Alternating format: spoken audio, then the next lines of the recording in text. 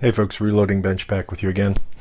Tonight I'm going to pick up where I left off with brass prep for 223 or 556.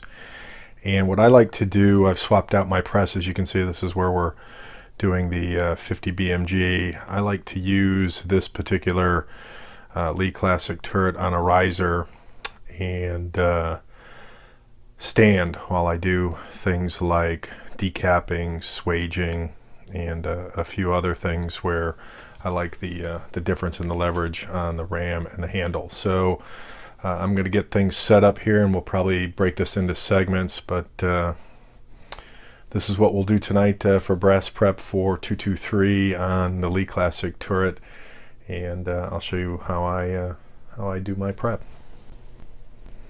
So as we work with rifled brass, necked rifled brass, I do things a little bit different.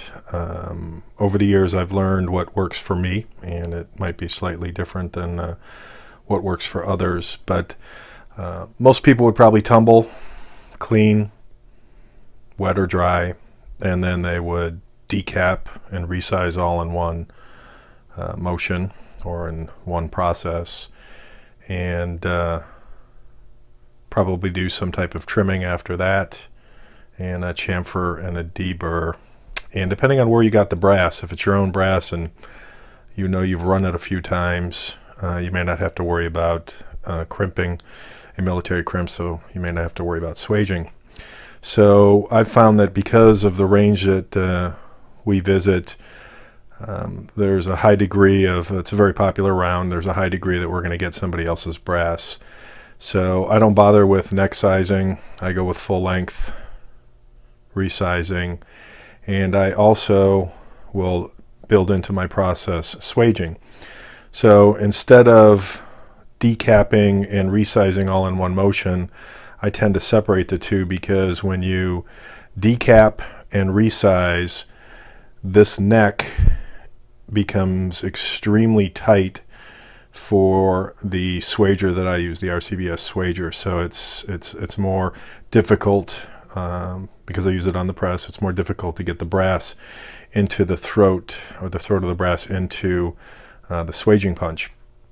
So what I tend to do is I will do a Lee universal decap, so that I have just a decapping process. Then I will swage so that it's easy to get into this neck, and then I will full length resize, then chamfer and deburr, then trim, chamfer, and deburr. So different set of steps, accomplishes the same thing, and I found that that works quite easily for me. So we'll head into decapping here. Okay, so there's nothing really special here other than my bins. Told you I'm a bin fan. And just taking each piece of brass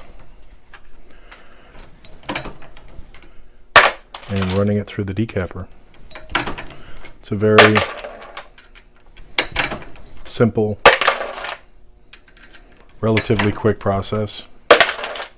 Not too time consuming. We don't shoot in large quantities, so I usually let a couple of range visits worth of brass build up. So there's probably 100 and some change in here.